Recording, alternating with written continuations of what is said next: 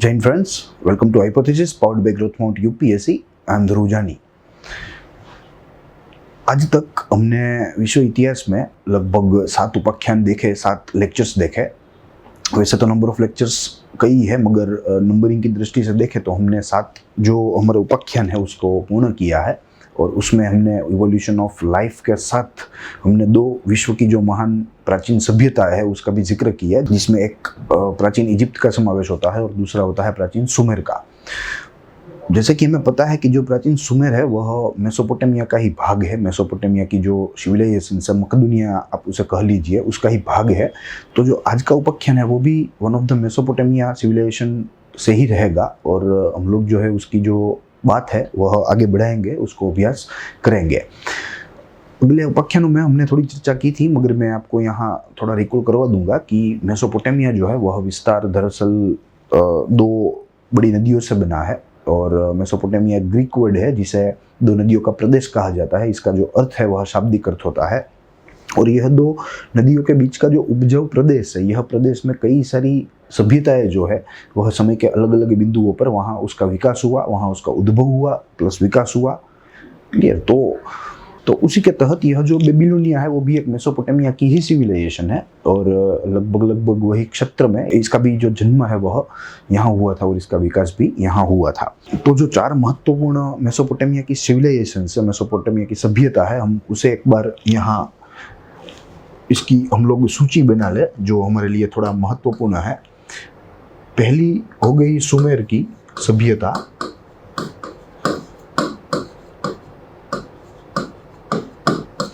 दूसरा हमारा हो गया बेबीलोन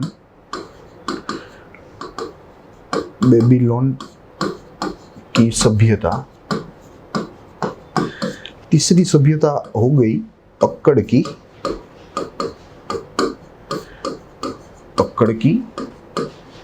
सभ्यता। और 4th हमारे लिए हो गई असेरिया की सभ्यता।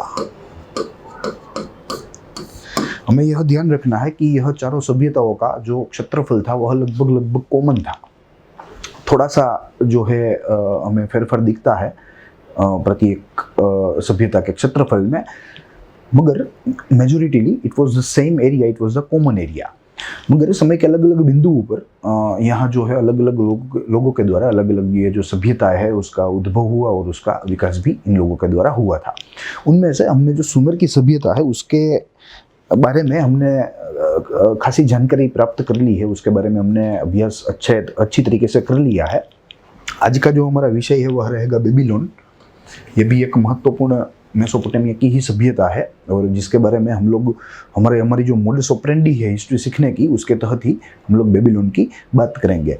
वह मोडस ऑपरेंडी के तहत हम लोग सबसे पहले बेबीलोन की भौगोलिक स्थिति को तपासेंगे, उसको जांचेंगे कि exactly where it is situated on the map of world और on the map of Asia.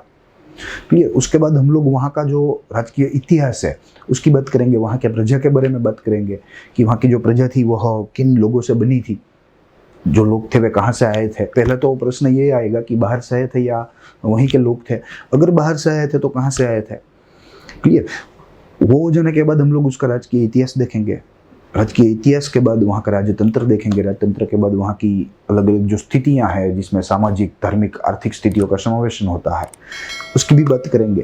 Clear? तो कुल मिला के हम लोग बेबीलोन को भी बहुत ही अच्छे तरीके से हमारे एग्जाम ओरिएंटेड मैनर में हम लोग एकदम वर्टिकल डीप लगाएंगे, और जो वाइटल इन्फॉर्मेशन है हमारे लिए, हमारी परीक्षा के लिए, चाहे वो प्रीलिम हो, मेंस हो या हमारा इंटरव्यू हो, उसके लिए जो अनिवार्य माहिती है, जो अनिवार्य जो तत्व है, उसकी चर्चा हम साथ में करते चलेंगे। तो शुरू करें हमारा आज का उपाख्यान जो कि बेबीलोन के लिए समर्पित है। और उसमें हम लोग 3 जो उसके हेड है वो हेड की बात करेंगे, जिसमें भौगोलिक स्थिति आती है यानी कि ज्योग्राफिकल लोकेशन, राजकीय इतिहास यानी कि political history, and after that राजतंत्र which means public administration of that time.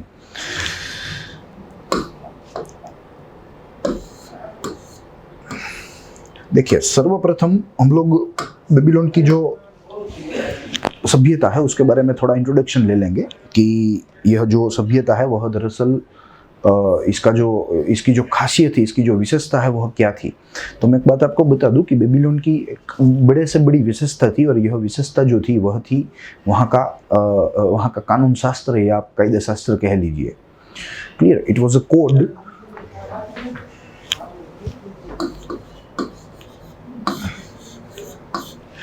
of Babylon, of ancient Babylon, which was actually the first of its type. यह संभवतः प्रोबेबली यह जो कानून शास्त्र था, यह जो कायदा शास्त्र था, यह संभवतः विश्व में प्रथम वक्त किसी मानव के द्वारा बनाया गया था, ऐसा हमारे आज के इतिहासकारों को, आज के संशोधनकर्ताओं को लगता है। देखते हैं, प्राचीन विश्व बेबीलोन की संस्कृति से कायदा शास्त्र की बाबत में अत्यंत ऋणी है। यह एक पूरे विश्व की बात है, यह कोई प्रदेश की बात नहीं, यह कोई एक या दो समूह की बात नहीं।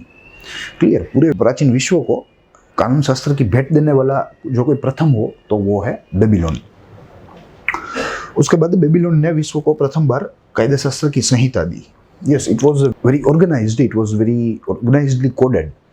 इसका जो निर्माण है वह एकदम पद्धतिसर हुआ था, और ऐसा जो पद्धति से निर्माण है इतने पहले के समय में, इतनी अर्ली एजेस में, ये अपने आप में ही एक विशेषता वाली बात होती है। ग्रीक प्रजा को गणित भी बेबीलोन की प्रजा ने सिखाया। आज के समय हम लोग ग्रीक मैथमेटिशियंस और ग्रीक जो पॉलीमैथ्स होते हैं उसका हम लोग रेफरेंस लेते हैं, मगर यह ग्रीक लोगों में, यह ग्रीक पॉलीमैथ्स में जो मैथ्स की भावना थी, जो मैथ्स का इंट्रोडक्शन था, clear, it was by the Babylonians.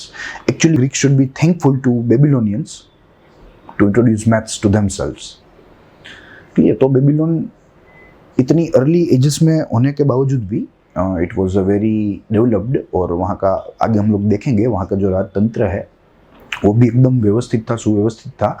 Babylon में शिक्षण व साहित्य जो था वो भी एक उच्च कोटि का था, एक उच्च कक्षा का था, जिसका जिक्र जो है हम लोग आगे धीरे धीरे अपने टॉपिक्स में करते जाएंगे। देखिए, हमारे पास दो फोटोग्राफ्स है। दोनों फोटोग्राफ्स जो है वो है दरअसल कायदा शास्त्र ही है।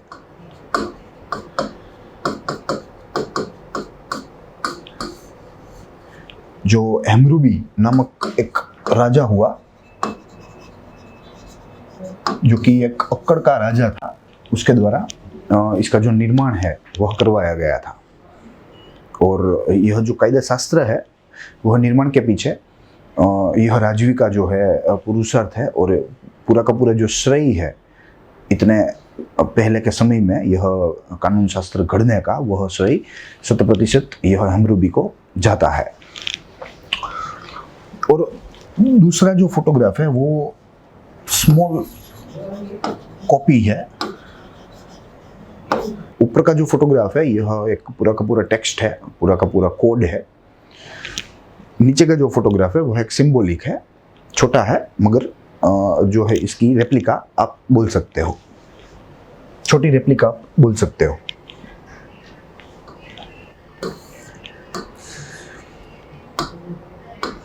उसके बाद यहूदियों को आनुवंशिकता बेबीलोन से प्राप्त हुई। यहूदी, और यही यहूदियों ने अपनी जो आनुवंशिकता थी वह आगे चल के अंग्रेजों को जो है पास ऑन की।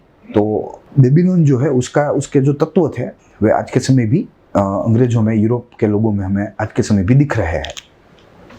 यूफ्रेटिस के तट प्रदेश में आए बेबीलोन के खंडेर वहाँ की जाहो-जलाली के साक्षी के पूरक है। जाहो-जलाली विच मीन्स प्रॉस्पेरिटी, आप उसे कह सकते हैं।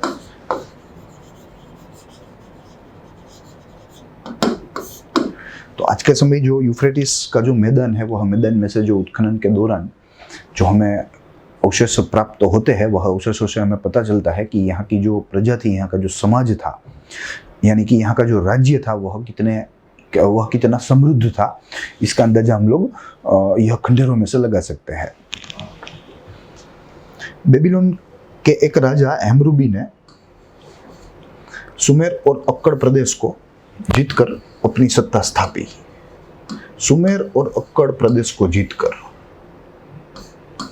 देखिए यह जो राजा था वह अक्कड़ का था बेसिकली, क्लियर। और अक्कड़ की जो प्रजा थी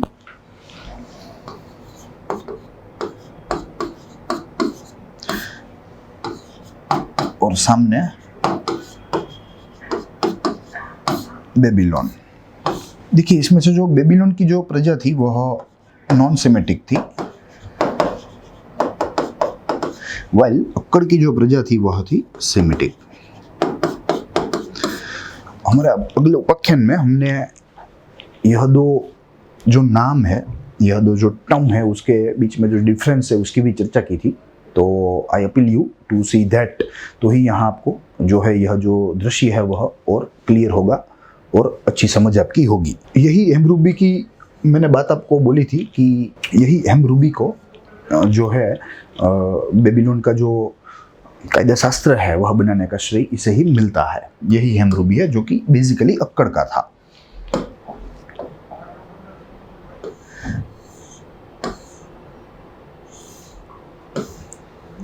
उसके बाद धीरे धीरे यह प्रदेश की संस्कृति को बेबीलोन कहा गया। बेबीलोन धीरे धीरे इतना समृद्ध होता गया कि अपने आसपास के प्रदेश के ऊपर जो अपना जो प्रभाव है, अपना जो प्रभुत्व है वह बढ़ाने लगा, उसका बढ़ने लगा।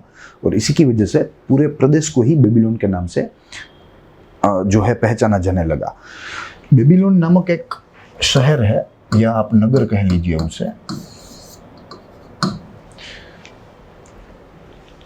और यही नगर के नाम में से पूरी सभ्यता जो है उसका जो नामकरण है वह हुआ था। अब आगे बात करें वहाँ की भौगोलिक स्थिति की, तो भौगोलिक स्थिति तो उसमें कोई ज़्यादा फेरफार नहीं आएगा। जो हमने सुमेर में सीखी थी वही जो मैप है हमें काम लग सकता है। और आगे भी असीरिया और अक्कड़ के सभ्यता के अभ्यास में भी हमें यही जो मैप है उसका सहारा लेना होगा हमारी समझ को बढ़ाने के लिए। देखिए बेबीलोनिया यूफ्रेटिस के तट पर बसा हुआ एक प्राचीन भव्य नगर था। बेबीलोनिया नगर का नाम है, इसे बेबीलोन भी कह सकते हैं, मगर बेबीलोन प्रदेश के या सभ्यता के नाम को कहना उचित रहेगा। नगर का नाम हम बेबीलोनिया ही कहेंगे। यूफ्रेटिस के तट पर बसा हुआ एक प्राचीन भव्य नगर था। बेबीलोन संस्कृति का सर्जन, देखिए बेबीलोन की जो संस्कृति है वो उसका जो सर्जन है वह दरअसल मिश्रण में से हुआ था। It is actually a blend. जो बेबीलोन की जो कल्चर है it is actually a blend of Sumerian culture and blend of Akkadian culture. यह दोनों के कल्चर का जो सम्मिश्रण है और इसका जो परिणाम है वह हमें बेबीलोन में दिख सकता है। तो सुमेर की संस्कृति और अक्कड़ की संस्कृति, इन दोनों के सम्मिश्रण से बेबीलोन की संस्कृति का निर्माण हुआ है। हमें यहाँ याद रखना है कि सुमेर की जो संस्कृति है वह किन प्रजा से बनी थी और जो अक्कड़ की संस्कृति है वो किन प्रजा से बनी थी। तो हमें यह मालूम होना चाहिए सुमेर के लिए नॉन सेमेटिक और ऐसे ही अक्कड़ के लिए सेमेटिक। अलग अलग लोग थे, अलग अलग कल्चर थे दोनों के। दोनों में से जो अच्छे अच्छे गुण थे वे निकल के बेबीलोन जो है उसकी जो संस्कृति है उसका निर्माण हुआ था। यह हमारे लिए थोड़ा महत्वपूर्ण मुद्दा है। अक्कड़ की सेमेटिक प्रजा और सुमेर की बिन सेमेटिक प्रजा के बीच में सदैव संघर्ष चलता रहता था। They were always fighting for one or the other thing clear throughout the ancient history। और यह दोनों में आगे चल के इसका जो परिणाम है वह यह आया कि अक्कड़ की जो सेमेटिक प्रजा थी उसका विजय हुआ, वाइल जो सुमेर की बिन सेमेटिक प्रजा थी वह टिक नहीं पाई अक्कड़ के राजाओं की शक्तियों के सामने। तो इसी की वजह से अक्कड़ के जो राजा थे उन लोगों ने सुमेर के राजाओं को हरा दिया और जो प्रदेश था उस पर कब्जा अपना जमा लिया। और इसी के तहत अक्कड़ का जो हेमरूबी वह जो है बेबीलोनिया का राजा बन गया या बेबीलोन का राजा बन गया। देखिए हमारे पास कुछ फोटोग्राफ्स है जो हमारी जो समझ है वह और बेहतर बना सकते हैं। देखिए एंशियंट मेसोपोटामिया यहाँ हमारे पास है। और इसमें हमें सुमेर दिख रहा है, हमें बेबीलोनिया दिख रहा है, हमें असरिया दिख रहा है। क्लियर? तो आप देख सकते हो कि भौगोलिक जो क्षेत्र है वो एकदम समीप में है, एकदम आसपास के प्रदेश की ही बातें हो रही है, मगर समय के जो काल है उसमें हमें जो फेरफार है वह दिखाई देते हैं। कई संस्कृति है जो पहले उसका उद्भव विकास हो गया, कई संस्कृति है जिसका उद्भव विकास जो है वह बाद के समय में हुआ। देखिए, सुमेर जो है वह थोड़ी फर्दर साउथ के साइड है, साउथ के बाजू है, यानी कि पर्शियन गल्फ के तरफ है, मगर जो बेबीलोन है वह थोड़े मध्य में हम लोग कह सकते हैं। और बेबीलोन जो है यहाँ अक्कड़ का भी प्रदेश आता है, यही प्रदेश में ही अक्कड़ का जो प्रदेश है वो भी समाहित होता है। क्लियर? तो हमारे दिमाग में यही बिठाना है कि पर्शियन गल्फ से जैसे ही ऊपर जाए तो पहले सुमेर की सभ्यता आएगी। समय में भी सुमेर की सभ्यता थोड़ी प्राचीन थी। उसके बाद हम लोग ऊपर जाएंगे तो अक्कड़ आएगा, और अक्कड़ के बाद हम लोग ऊपर जाएंगे तो असीरिया आएगा। और अक्कड़ और सुमेर के प्रदेश में ही जो बेबीलोन है उसकी सभ्यता का विकास हुआ था। यह हमें हमारे दिमाग में रख के चलना होगा। दूसरा कुछ यह मैप में हमें दृश्यमान नहीं हो रहा। हमने सुमेर का जो स्थिति थी, सुमेर की जो भौगोलिक स्थिति, उसका जो मानचित्र था, क्लियर, उसमें हमने यह जो मैप है उसकी डिटेल्ड स्टडी की थी। तो यहाँ आपको यही याद रखना है कि सुमेर थोड़ा दक्षिण में है। जैसे ही हम ऊपर आएंगे तो अक्कड़ आएगा, और अक्कड़ के प्रदेश के आसपास ही, अक्कड़ के प्रदेश में ही इनफैक्ट जो है बेबीलोन, उसका विकास हुआ था। हालांकि थोड़ा बाद में हुआ था, सुमेर की सभ्यता के विकास से थोड़ा बाद में हुआ था। सुमेर की सभ्यता थोड़ी प्राचीन थी। अगर मैं आपको एक समयबान कराऊं तो यह जो बेबीलोन की सभ्यता है, यह सभ्यता दरअसल हमारी सिंधु सभ्यता से समकालीन थी। Clear? It was a contemporary Babylon, contemporary to Sindhu valley culture. Clear? यह बात हमें ध्यान में रखनी होगी। एकदम 200-300 साल का ही जो फर्क है वह आता है दोनों सभ्यताओं के समय काल में। क्लियर? तो हम लोग यह कह सकते हैं कि यह जो बेबीलोन की सभ्यता है वह सिंधु खंड की सभ्यता से समकालीन अवश्य थी। देखिए, दूसरा जो हमारे पास फोटोग्राफ है वो भी बेबीलोनिया का ही है, मगर 6th-7th सेंचुरी BC का है। आप देख सकते हो बेबीलोन जो है वह, उसका जो विस्तार है वह कितना बढ़ गया। हमने यहीं तक ही देखा था। क्लियर? मगर जैसे जैसे समय जो है वह बढ़ता गया तो बेबीलोन जो है वह शक्तिशाली और शक्तिशाली होता गया, और आगे जाके इसका जो साम्राज्य है वह एक मल्टी स्टेट एम्पायर में जो है इसका रूपांतरण हो गया, और इसका जो क्षेत्रफल था वो भी अनेक गुना बढ़ गया। तो आप देख सकते हो जो पीला वाला पोर्शन है, entire yellow portion in the map belongs to the Babylonian empire, clear, of 6th-7th century BC। और ये जो मैप था अगला वाला, ये मैप में थोड़ा और प्राचीन समय के बारे में जानकारी देता था, और वह जो प्राचीन समय था वह था 2000 BC approx, and this map is quite earlier than the former one। और आप देख सकते हो यह 6th सेंचुरी BC की बात कर रहा है, यह 20th सेंचुरी BC की बात कर रहा है। क्लियर? तो और 1200-1300 साल के बाद का जो मैप है यह मैप है, और इन 1200-1300 साल में बेबीलोन ने इतनी प्रगति कर ली, इतनी समृद्धि हासिल कर ली, इतनी शक्ति हासिल कर ली कि यह एक बड़े साम्राज्य में इसका जो रूपांतरण है वह हो गया था। तो आप देख सकते हो the entire portion was under the reign of Babylon, या was included in the जो है in the empire of Babylon।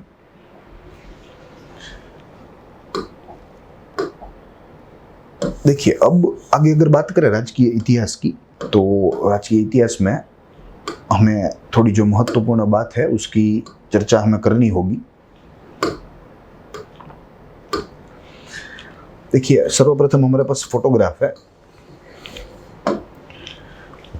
यह फोटोग्राफ अहमरूबी का है, जिसकी चर्चा हमने आगे हमारे इंट्रोडक्टरी पोर्शन में की कि पूरे विश्व को इस महानुभाव के काम की भेंट मिली थी, और वह काम था एक उच्च कोटि का जो कानून शास्त्र है उसको तैयार करने का, एक सुव्यवस्थित तौर पे वह कानून शास्त्र को तैयार किया, तैयार ही नहीं किया, उसको लागू भी करवाया अपने राज्य में, यह हेमरूबी ने। ठीक है, तो जो बेबीलोनिया है उसका राजकीय इतिहास है, उसकी शुरुआत ही यह हेमरूबी नामक राजा से होती है। तो यहाँ हमें लिखना होगा कि बेबीलोन के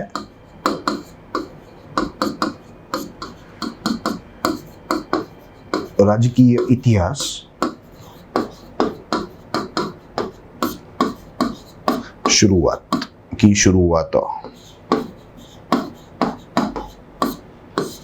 हेमरूबी से। दूसरा, इसका जो शासनकाल है वह करीब करीब 2123 BC से 2081 BC तक चला। देखिए, एक बात मैं आपको बता दूं कि यह प्राचीन समय है, बहुत ही प्राचीन समय है। तो अकॉर्डिंग टू सोर्सेस डेट्स में थोड़ी जो चेंजेस है वह आ सकती है, उससे हमें घबराना नहीं है। 2, 4, 5, 6 साल जो है वह आगे पीछे चलते रहते हैं, उसमें कोई हमें दिक्कत नहीं है। मगर एक हमारे पास जो एक ब्लूप्रिंट होती है विश्व इतिहास की, वह ब्लूप्रिंट हमारे दिमाग में होनी चाहिए। उसमें फ्लेक्सिबिलिटी जो है, इतनी अर्ली एज से तो फ्लेक्सिबिलिटी जो है वह पॉसिबल है। क्लियर? मैं आपको ये नहीं बोलूँगा कि आप इंडियन इंडिपेंडेंस जो है वह आप कोई भी साल बता दे, 1945 बता दे, 1950 बता दे, उसमें नहीं चलेगा, क्योंकि because it is a very near past. हम लोग जो पास्ट की बात कर रहे हैं, it is a very far from us, and उसका जो सोर्सेस है वो भी हमारे लिए लिमिटेड है। तो इतना जो फेरफार है वो एक एक्सेप्टेबल है और उससे हमें घबराना नहीं है। कुल मिलाकर यह राजा ने लंबा शासन किया। इट वॉज 43 ईयर्स रिगेन, 43 वर्ष का लंबा शासनकाल। देखिए, उसके बाद हेमरूबी ने जो छोटे छोटे नगर थे पूरे मेसोपोटामिया के क्षेत्र में, वह छोटे छोटे नगरों को, उसके ऊपर अपना आधिपत्य जमा के उन नगरों को एक कर दिया। क्लियर? तो actually Hammurabi started the unification process, political unification process of the ancient Mesopotamia region. यह आप निष्कर्ष या हम निष्कर्ष निकाल सकते हैं। यहाँ मैं लिख सकता हूँ कि छोटे नगरों को एक किया, और बेबीलोन के इतिहास में यह हेमरूबी का जो महत्व है वो भी कई गुना ज्यादा है, जिसका कारण हम लोग देख सकते हैं। क्लियर? एक तो राजकीय इतिहास की शुरुआत ही हेमरूबी से होती है। दूसरा, उसके काम लोक कल्याण के अर्थ के लिए किए गए हो, वे कामों के वजह से यह जो राजा है वह महत्वपूर्ण है। उसके बाद उसका जो शासनकाल था वो भी अच्छा सा लंबा था, जो कि 43 ईयर्स का रिगेन हम लोग जो है एक एस्टिमेट उसका लगा सकते हैं। पॉलिटिकल यूनिफिकेशन की प्रोसेस करने वाला यह राजा था। ठीक है, तो इन सारे कारणों की वजह से यह जो हेमरूबी है, यह हेमरूबी एक महत्वपूर्ण शासक बेबीलोन का बन गया। और अलग अलग जो कानून के जो गठन हुए हेमरूबी के द्वारा, यह कानून के गठन भी उसका एक अच्छा कार्य ही हम लोग कह सकते हैं, क्योंकि अपने राज्य में शांति को स्थापने के लिए, शांति को बनाए रखने के लिए यह राजा ने अलग अलग कई सारे जो है व्यवस्थित कानूनों का गठन किया था। क्लियर? तो यहाँ हम लोग एक पॉइंट वो भी ऐड कर सकते हैं कि कई कानूनों का गठन।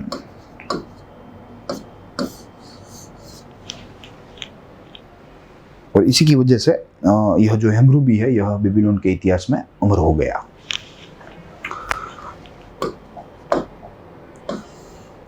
उसके बाद हेमरूबी ने खेती को प्रोत्साहित करने के लिए क्रिश व ईरान की खाड़ी के बीच नहर का निर्माण करवाया, विच मीन्स कैनाल। तो एक प्रकार का लोक उपयोगी कार्य ही हुआ, और यही कार्य करने से यह राजा की जो पॉपुलैरिटी है, लोग चाहना है, वो भी बढ़ सकती है। अपने राज्य में अनेक बड़े छोटे गिरजाघर, महल, किले बंधवाए। तो स्थापत्य की दृष्टि से भी यह राजा ने बेबीलोन को सजाने का काम किया था, बेबीलोन को सजावट करने का काम किया था। और हम ये भी निष्कर्ष निकाल सकते हैं कि यह जो राजा था वह स्थापत्य प्रेमी था। स्थापत्य प्रेमी होगा तभी तो इतने गिरजाघर, इतने महल, इतने किलों का निर्माण करवाया। तो ये निष्कर्ष भी हम लोग यहाँ से निकाल सकते हैं। उसके बाद हमरूबी ने बेबीलोन के मुख्य देव मृदुक और उसकी पत्नी के लिए भव्य गिरजाघर का निर्माण करवाया और अनाज का संग्रह करने के लिए गोदाम बंधवाया, विच मीन्स वेयर हाउस।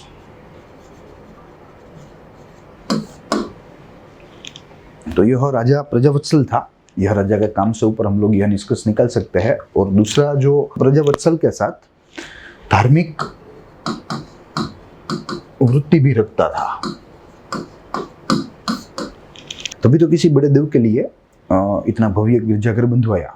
अगर यह जो राजा था वह आस्था ही नहीं रखता होता, धर्मप्रिय नहीं होता, धार्मिक वृत्ति वाला नहीं होता, तो हो सकता था कि यह राजा जो है यह इतने भव्य मंदिरों का, भव्य गिरजाघरों का निर्माण ना करवाया हो।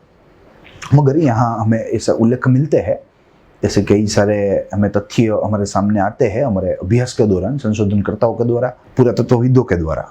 तो इसी की वजह से हम लोग यह निष्कर्ष निकाल सकते हैं कि यहाँ का राजा जो है वह प्रजावत्सल था और प्रजावत्सल के साथ साथ धर्म प्रिय था।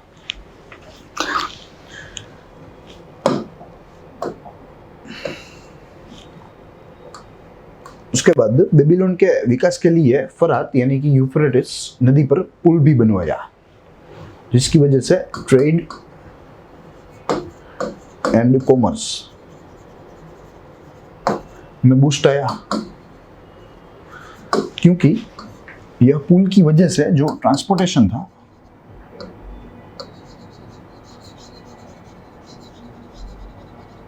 वह और स्मूथ हो गया, कम समय में होने लगा, कम खर्च में होने लगा। तो इसी की वजह से it boosted the entire trade and commerce of the Babylon region. राज्य के प्रजा की सलामती के लिए अनेक अधिकारियों की निमणूक की थी, विच मीन्स ब्यूरोक्रेसी।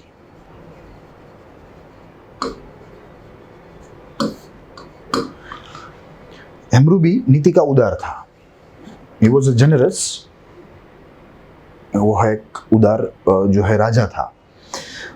वसूले हुए कर में से लोक कल्याण का कार्य होता था, जिसका जिक्र हमने किया। कई सारे लोक कल्याण के कार्य हमरूबी के द्वारा हुए हैं, जिसमें कैनाल है, जिसमें कानून शास्त्र है, जिसमें विविध अधिकारियों की निमणूक है, ताकि पूरे क्षेत्र में, पूरे प्रदेश में, पूरे राज्य में शांति बनी रहे। So there is a list of a work which are executed by the Hammurabi in context to public welfare.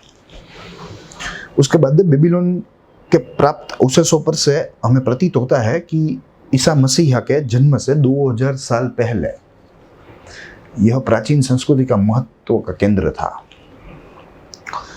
ईसा मसीहा के 2000 साल पहले, विच मीन्स हमने जो बात की थी कि यह जो संस्कृति है यह सिंधुकालीन संस्कृति से उसके समकालीन है, तो यह बात यहाँ से सिद्ध होती है। तो हम लोग कह सकते हैं कि लगभग 4000 ईयर्स आज के समय से यहाँ की सभ्यता को हुए हैं। उसके बाद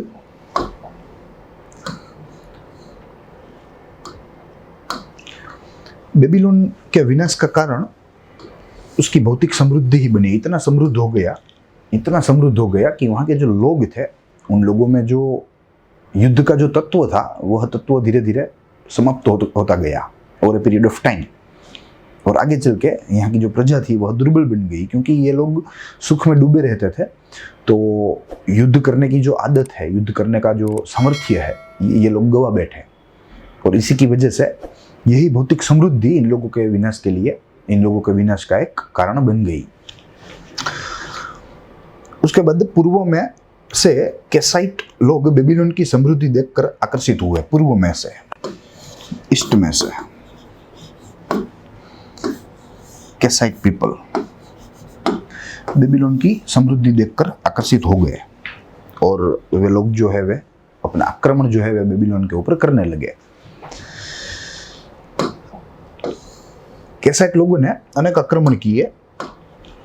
कैसाइट लोगों ने कब्जा किया बेबीलोन पर, आक्रमण किया, वहां के राजा जो थे उसको हराया और अपना जो आधिपत्य था वह जमाया। देखिए, यह जो कैसाइट लोगों का जो आक्रमण था वह दरअसल हेमरूबी के मृत्यु के बाद लगभग 8 वर्षों के बाद शुरू हुआ था, ऐसा हमें जो है उल्लेख मिलता है।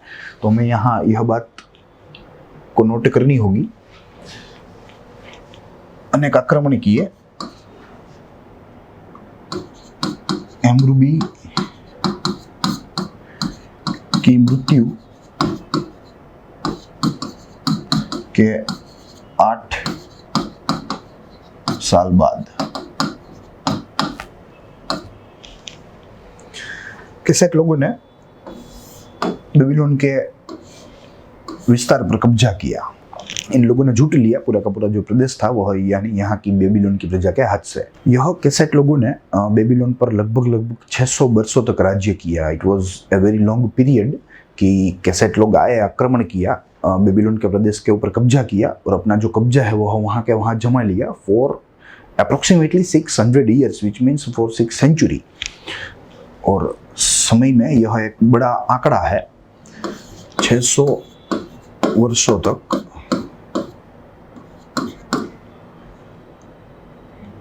राज्य किया।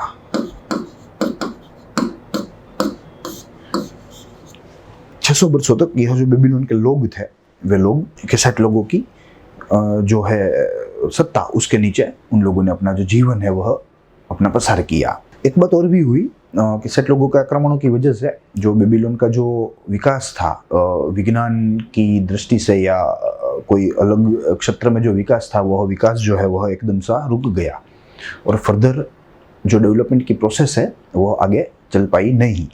तो यहाँ हमें ये भी लिखना होगा कि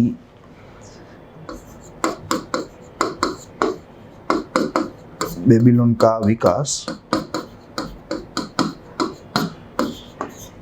रुक गया और यह विकास जो है वह कैसेट लोगों के आक्रमण की वजह से ही रुक गया। धीरे धीरे कैसेट लोग दुर्बल बनने लगे। फिर 600 वर्ष जैसा हो गया था तो वहाँ के जो राजा थे वे भी धीरे धीरे दुर्बल बनने लगे। देखिए, मुझे यहाँ एक आपको मैप दिखाना है और यह मैप हमें इन कैसेट लोगों के बारे में ही थोड़ी हमारी जो समझ है वह बेहतर करेगा।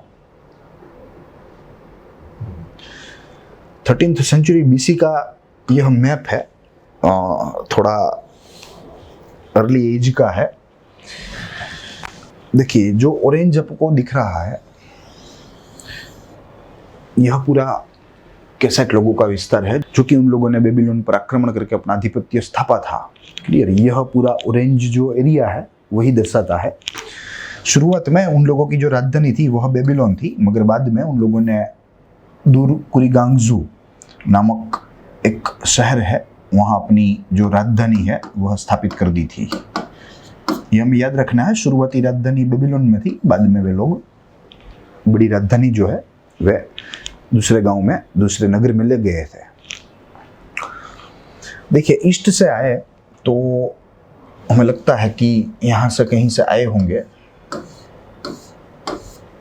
यहाँ की समृद्धि से आकर्षित होकर, जिसका जिक्र हमने देखा, और यहाँ आके यहाँ बस गए। पहले तो राज्य छीन लिया और छीनने के बाद यहाँ ही बस गए तो 600 वर्षों तक यहीं पड़े रहे। फिर धीरे धीरे उन लोगों में भी जो है, उन लोगों की जो हायरार्की थी उसमें भी दुर्बल राजा आने लगे। उन लोगों की जो दुर्बलता है वो बढ़ती गई दिन प्रतिदिन। तो इसी की वजह से ही यहाँ की जो सत्ता थी वो भी एकदम दुर्बल बन गई और जो सत्ता है वो हाथ में से जाने की बात आ गई।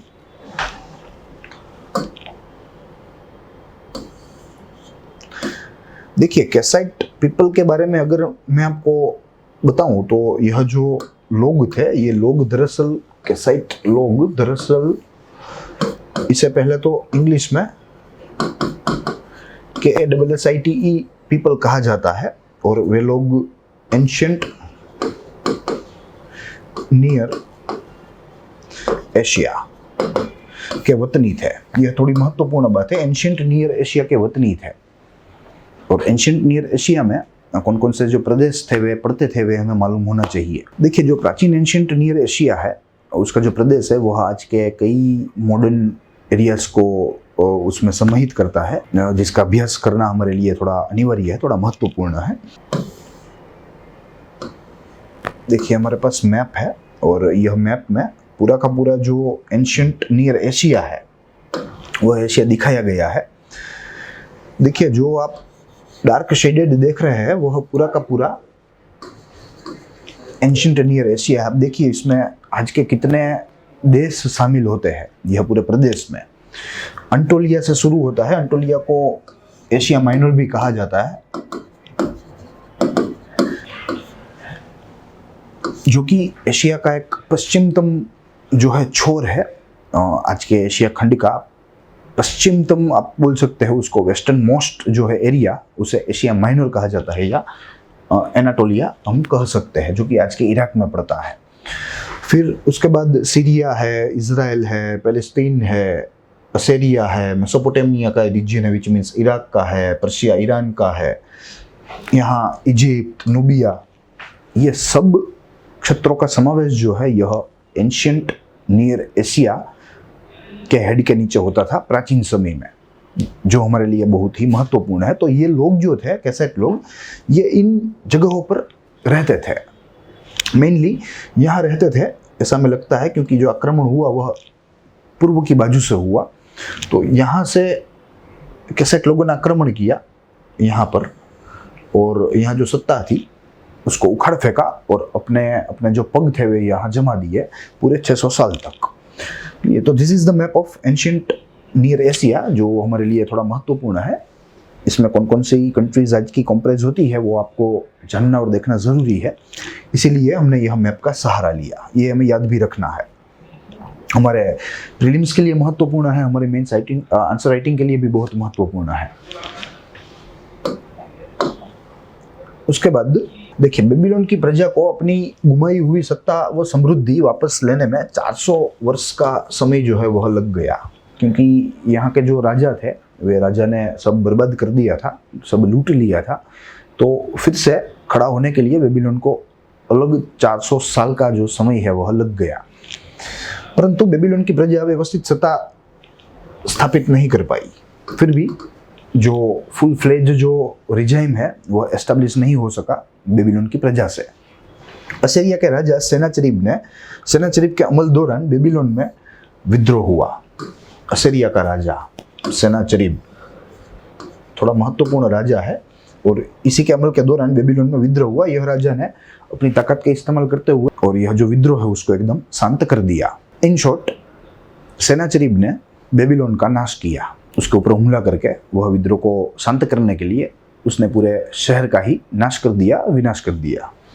तो यहाँ हमें लिखना थोड़ा उचित रहेगा कि बेबीलोन का विनाश। याद रखना है राजा सेनाचरीब जो कि असीरिया का था, फर्दर नॉर्थ का, अब वो भी इस प्ले में आ गया। उसके बाद उसी समय मिडिस लोगों के आक्रमण शुरू हो गए, जिसके सामने असीरिया के जो राजा थे वे टिक नहीं पाए। मिडिस लोग पहले हमने देखे थे वे थे कैसाइट, ये है मिडिस, जो कि मीडिया नामक जगह में रहते थे और मीडिया भाषा जो है उसका उपयोग करते थे। तो इसी की वजह से यह लोगों को मिडिस नाम मिला है। मीडिया जो क्षेत्र है वह आज के मिडिल ईस्ट में ही है और एकदम मेसोपोटामिया और यहाँ के विस्तार से एकदम करीब है। दूसरी बात, स्पेसिफिकली अगर हमें कहना हो प्रिसाइसली तो आज के ईरान में पड़ता है, और उसके साथ साथ यह जो मिडिस प्रजा थी वह जो भाषा बोलती थी, यह भाषा भी आज के समय ईरान में कई जगह बोली जाती है। ठीक है, और ऐसा भी माना जाता है कि यह जो मीडिया नाम है, यह मीडिया नाम दरअसल मध्य से आया है, क्योंकि एशिया में भी मिडिल ईस्ट का जो एरिया है यह एरिया प्राचीन समय में उसे मीडिया कहा जाता था और यहाँ के रहने वाले लोगों को मिडिस लोग कहा जाता था। तो उन लोगों के द्वारा आक्रमण शुरू हो गए, जिसका सामना असीरिया के राजा नहीं टिक पाए। यह अवसर का लाभ लेते हुए मिडिस लोगों की मदद से बेबीलोन के राजा नेब्रोपोलेजार ने सत्ता हासिल की। मिडिस लोगों की मदद से मिडिस लोगों ने जब आक्रमण किया तब राजा जो था वो असीरिया का था, वो असीरिया का राजा टिक नहीं पाया। तो यहाँ का जो शक्तिशाली नेता था यहाँ, यानी कि राजा नेब्रोपोलिस, वह राजा ने मीडिस लोगों के साथ मिलकर सीरिया के राजाओं को हरा दिया, उन राजाओं को यहाँ से भगा दिया, और जो बेबीलोन की जो सत्ता थी, उसकी धुरी थी, वह अपने हाथ में ले ली और अपने लिए एक स्वतंत्र राज्य की स्थापना कर दी। तो यह हमें बात यहाँ करनी होगी, स्वतंत्र राज्य की स्थापना कर दी, स्थापना कर दी। उसके बाद नेब्रोपोलिसर के बाद उसका पुत्र नेब्रूजडेजार, यह नाम थोड़े अलग है मगर थोड़े महत्वपूर्ण है, और यहाँ हम लोग जिसका जिक्र करेंगे वे महत्वपूर्ण राजा ही होंगे, उसका ही जिक्र करेंगे। जो महत्वपूर्ण नहीं होंगे इसका जिक्र हम यहाँ करेंगे ही नहीं। क्लियर? तो अब नेब्रोपोलिसर का पुत्र हुआ राजा, उसका नाम था नेब्रूडेजार नामक एक प्रतापी राजा राजगद्दी पर आया, और बेबीलोन के इतिहास में हेम्रुबी के बाद यह दूसरा प्रतापी राजा है।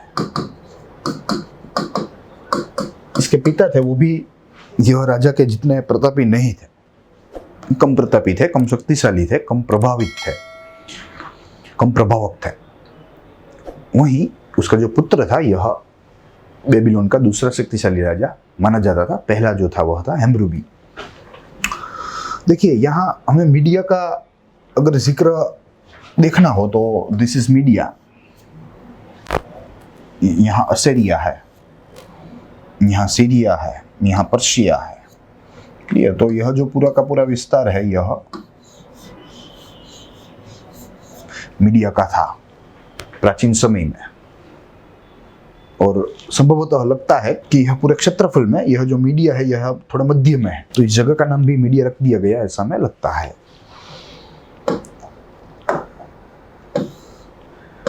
देखिए, यह जो नेब्रूडेजार है, हम लोग उसकी पहले फोटो देख ले। फोटो थोड़ी कल्पित हमें लगती है, हमें इसकी अच्छी या सच्ची फोटोग्राफ जो है वह हमें मिल नहीं पाई ड्यू टू टाइम रीजंस, क्योंकि it was a very early age. इसके फादर की भी हमें जो फोटोग्राफ है वह नहीं मिल पाई है, क्योंकि कोई अवेलेबिलिटी ही नहीं है, और इसी की वजह से हम लोग सिर्फ इन लोगों के नाम को समझ के इन लोगों का अभ्यास जो है वह करेंगे।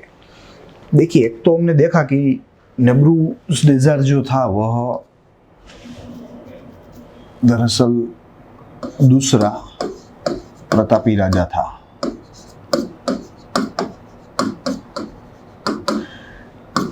पहला जो था वह था हेम्रुबी। यह राजा शक्तिशाली था और मुत्सदी भी था, यानी कि एक अच्छा शासन करता था। यह राजा ने बेबीलोन को असीरिया और इजिप्ट के भय से मुक्त किया था। यह एक बहुत बड़ी बात है, और अपनी शक्ति से ही यह जो भय है वह भय से मुक्त किया था।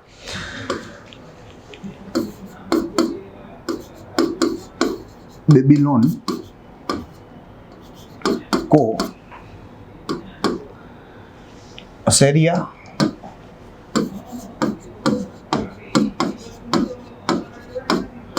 व इजिप्ट के भय से मुक्त किया, क्योंकि यह राजा समर्थ था, और इसी की वजह से यह राजा ने पूरे बेबीलोन को सुरक्षित किया। यह राजा ने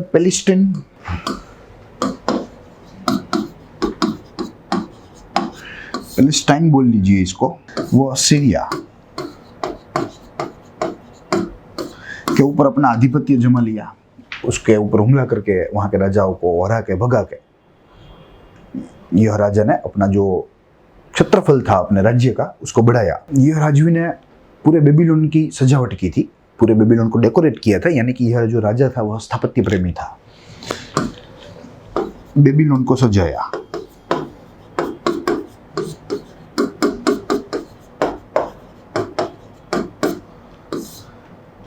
स्थापत्य।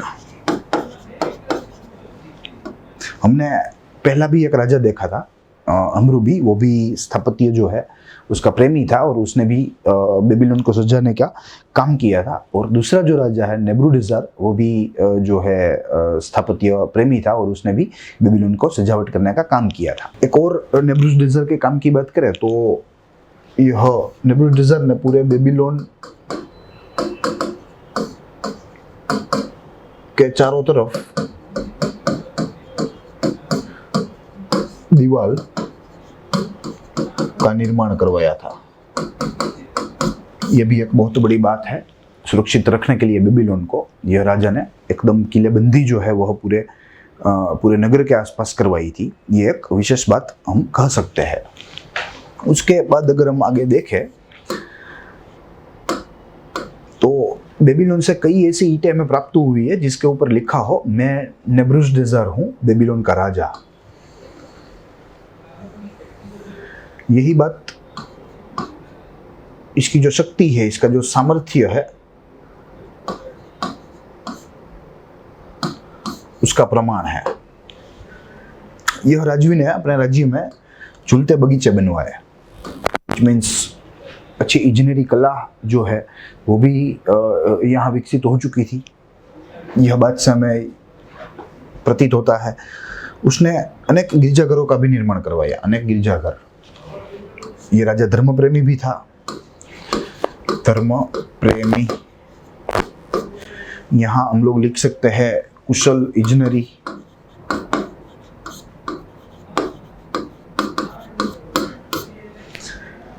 यह महान राजवी के मृत्यु के बाद सत्ता दुर्बल बनी। यह राजवी के मृत्यु के बाद यहाँ की जो सत्ता थी वह धीरे धीरे दुर्बल बन गई। उसके बाद अब बेबीलोन में ईरानियों की सत्ता जो है वह स्थापित हुई। यह ईरानियों ने लगभग 200 साल तक राज किया पूरे बेबीलोन के प्रदेश के ऊपर। 200 साल तक राज किया। जैसे अंग्रेजों ने भारत के ऊपर 200 साल तक राज किया था, ठीक वैसे ही ईरानियों ने भी यह पूरे बेबीलोन के प्रदेश के ऊपर अपना जो आधिपत्य है वह 200 साल तक बनाए रखा। उसके बाद ईरानियों के बाद यहाँ ग्रीस के सिकंदर द ग्रेट, जिसे हम कह सकते हैं कि सत्ता स्थापित हुई। ऐसा कहा जाता है कि नेबूकदनेस्सर के बनवाए महल में सिकंदर की मृत्यु हुई थी। तो ये बात भी संभव है और इतिहासकारों को ऐसा लगता है कि नेबूकदनेस्सर के बनवाए गए महल में ही अलेक्जेंडर जो है वह रहता था, सिकंदर रहता था, और वहीं उसकी जो मृत्यु है वो हो चुकी।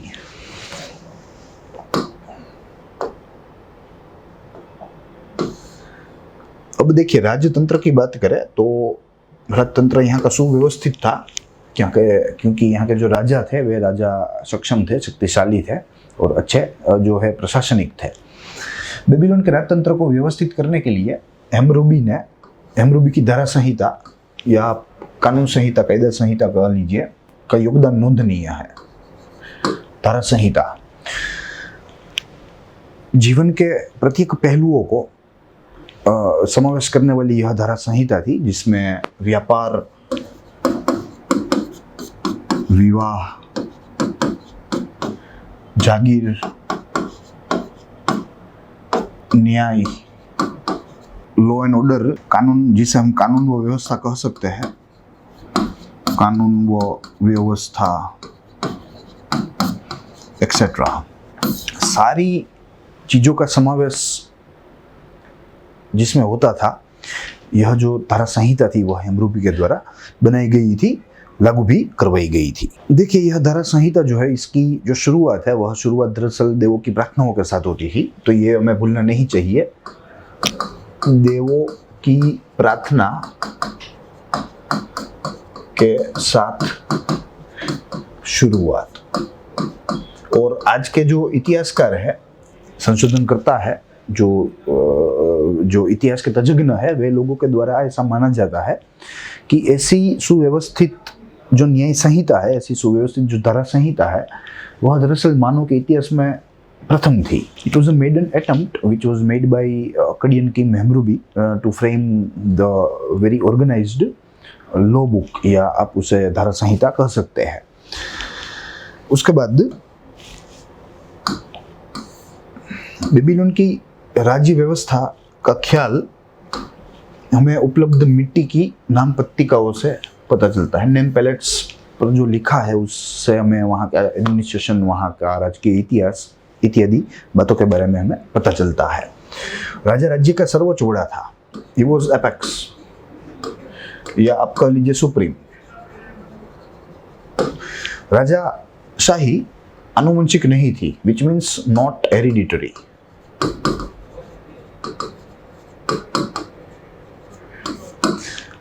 अपना पद जो है वह राजा किसी को भी दे सकता था, इनफैक्ट किसी को भी देता था।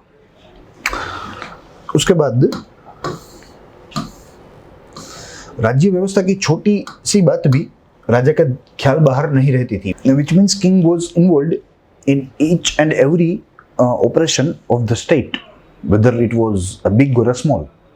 छोटा हो या बड़ा हो, राज्य के प्रत्येक वहीवट में राजा जो है उसका जो समावेश है, उसका जो रोल है वह रहता था।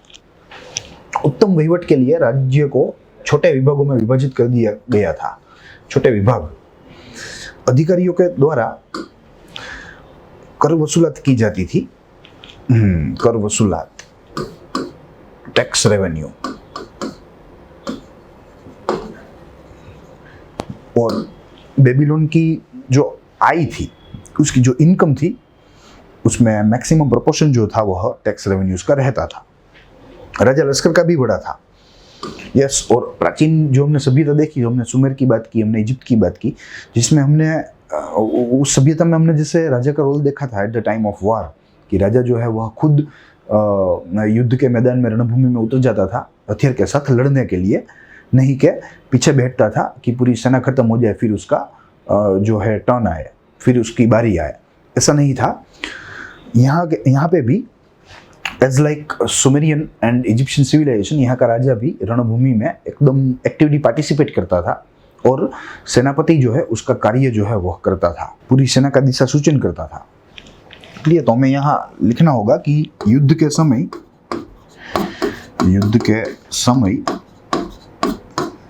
सेनापति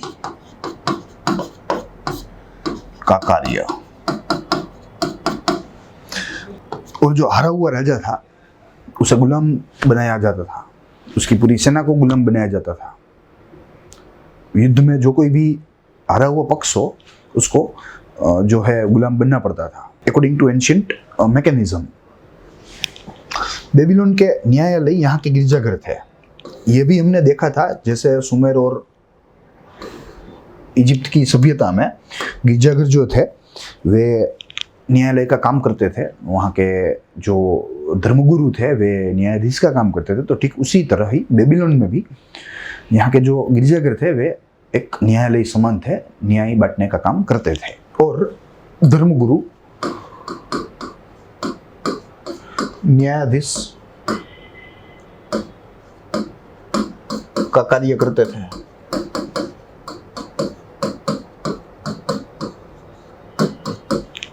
एक और भी विशेष बात हमें कानून व्यवस्था में देखनी है।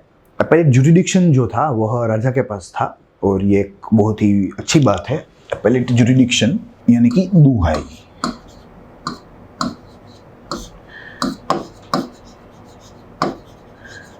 Appeal to king. तो जो अपीलेट जुरिडिक्शन था, it was actually enjoyed by the king of Babylon. और आज के समय जो हमारे भारत के संदर्भ में जो सुप्रीम कोर्ट है वह एंजॉय कर सकती है appellate jurisdiction, as like that it was enjoyed by the kings of ancient Babylonia. गुनाहों के प्रकार पर सजा की जाती थी। प्राचीन समय में जो व्यवस्था थी, सजा व्यवस्था थी, वो कुछ ऐसी ही थी। गुनाह के प्रकार के मुताबिक सजा जो है वो भी कठोर रहती थी। जितना गंभीर गुनाह उतनी कठोर सजा रहती थी। वैसे तो यहाँ जो कानून थे वे कठोर थे। दूसरी बात, शारीरिक गुनाहों के लिए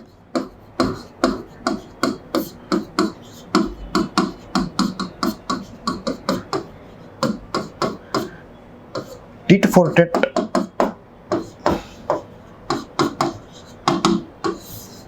का जो सिद्धांत है, टिट फॉर टेट का सिद्धांत, वह रहता था। अगर किसी व्यक्ति ने किसी और व्यक्ति को शारीरिक हानि पहुंचाई हो तो वह गुनहगार को भी ठीक ऐसी ही शारीरिक हानि जो है वह पहुंचाई जाती थी, और इसी में ही जो है न्याय जो है वह देखा जाता था। क्लियर। उसके बाद अगर सजा सामान्य हो तो आर्थिक जुर्माना भरना पड़ता था, यानी कि प्रोविजन फॉर पेनल्टी भी थी। आर्थिक जुर्माने का जो प्रावधान होता है वो भी वहाँ के कायदे शास्त्र में, वहाँ की धारा संहिता में मौजूद था। तो आर्थिक जुर्माना यहाँ हम लिख सकते हैं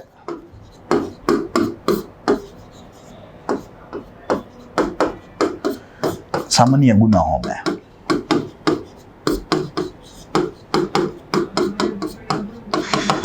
बेबीलोन में एक गंभीर गुनाह माना जाता था। अगर आप किसी का गलत नाम दे दे, अगर आप किसी के ऊपर गलत आरोप लगा दे तो बेबीलोन में वह एक गंभीर गुनाह माना जाता था, और उसकी सजा जो है वो भी एकदम गंभीर रहती थी।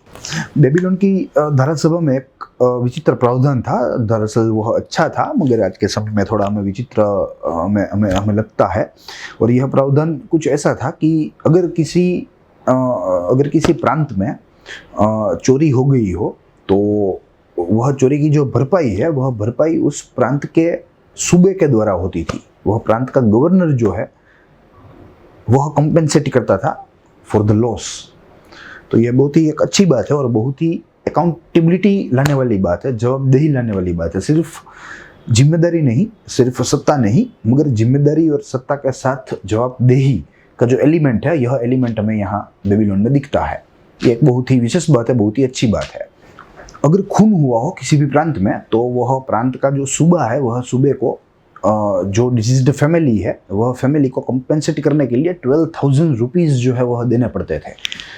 12,000 rupees in a very early times. Clear. And it was the responsibility, it was the accountability of the respected governor of a respected state to handle the law and order situation. और इसी की वजह से ही वहाँ की जो गुनाखोरी थी वहाँ उसका प्रमाण जो था वो भी अत्यंत कम था, क्योंकि जो कानून का जो इम्प्लीमेंटेशन कराने वाले लोग थे, कानून का जो अमलीकरण कराने वाले लोग थे, वे लोगों की जवाबदेही उसमें थी कि यह कानून का इम्प्लीमेंटेशन एकदम बढ़िया तरीके से होना चाहिए। ऐसा नहीं कि कर दिया फिर बाद में जो हुआ हमारा कुछ नहीं। क्लियर। एज लाइक इंडिया नहीं था। It was a very good mechanism, it was a very good modus operandi.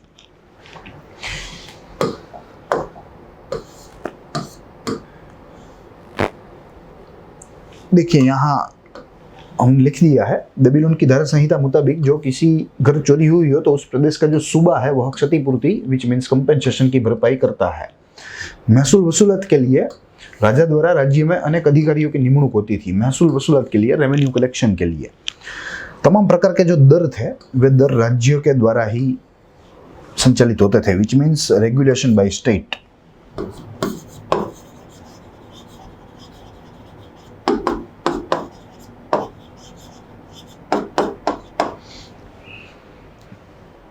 और ऐसा इसलिए किया जाता था क्योंकि राज्य जो है वह अपने व्यापार और अपना जो व्यवसाय है उसमें वृद्धि करना चाहता था, और यही वृद्धि के लिए ही यह जो दर थे वे दर रेगुलेट होते थे राज्य के द्वारा ही। तो यहाँ तक आज हमने बात की, बेबीलोन की सभ्यता की भौगोलिक स्थिति देखी, वहाँ का राजकीय इतिहास देखा। राजकीय इतिहास में अलग अलग राजा देखे जो महत्वपूर्ण थे, जिसमें हमरूबी का नाम आता है प्रथम। हमरूबी के विशेष कार्य देखे जिसमें दुनिया की प्रथम धारा संहिता की बात आती है, एक अच्छी सुव्यवस्थित धारा संहिता की बात आती है, जिसका अमलीकरण भी एकदम अच्छे तरीके से हुआ, उसकी भी बात आती है। उसके बाद नेबूखदनेस्सर की बात आई जो एक दूसरा प्रतापी राजा था यह बेबीलोन के प्रदेश का। भौगोलिक स्थिति के साथ साथ हमने वहाँ के जो आक्रमण थे, जो जिन जिन लोगों के द्वारा हुए थे, वह आक्रमणों की भी बात की और आक्रमण करने वाले लोगों की भी बात की, जिसमें कसाइट लोग और मिडिस लोगों का समावेशन होता है। उन लोगों के हमने क्षेत्रफल भी देखे कि प्राचीन समय में वे लोग कहाँ जो है अपना जो वास है वह करते थे, कहाँ रहते थे। तो कुल मिला के हमने वहाँ की भौगोलिक स्थिति देखी, उसके साथ वहाँ की प्रजा के बारे में बात की कि कैसी सेमेटिक थी, नॉन सेमेटिक थी, क्या था। उसके बाद हमने वहाँ का राजकीय इतिहास देखा और राजकीय इतिहास के साथ हमने वहाँ का राजतंत्र देखा। आगे हम लोग अपनी जो यह सफ़र है वह आगे चलाएंगे अपने अगले उपाख्यान में। तब तक आप लोग यह उपाख्यान उसका अभ्यास करें अच्छे से।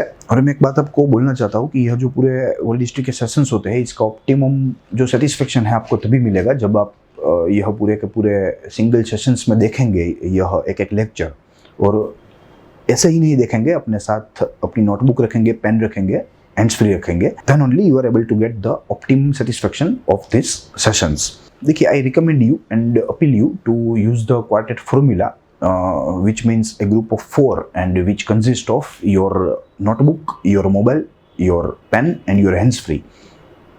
Then only you are able to get the optimum satisfaction of these sessions presented to you. और मुझे लगता है कि अगर आप यह सेशन अच्छी तरीके से देखेंगे, अच्छी तरीके से आप इसका अभ्यास करेंगे, तो आपको आपके ऑप्शनल सब्जेक्ट्स भी तैयार होंगे। अगर आप हिस्ट्री के साथ जाना चाहेंगे आपके ऑप्शनल्स में, then this lectures are going to benefit you very well. आपके जनरल स्टडीज़ में, आपकी वर्ल्ड हिस्ट्री में भी यह जो सेशंस है वह आपकी मदद करेंगे। उसके साथ साथ यूनिवर्सिटी एग्जाम में अगर आप हिस्ट्री के साथ पढ़ रहे हैं, then also you are you are going to benefit with this lecture. Clear? तो कुल मिला के आपको अच्छे से यह पूरे जो सेशंस है वह सिंगल सेशन में देखने का आग्रह रखना है और फुल कंसंट्रेशन के साथ यह पढ़ाई जो है वह करनी है। तो हम लोग मिलेंगे नेक्स्ट उपाख्यान में। तब तक stay tuned, stay safe, stay watching growth mount UPSC।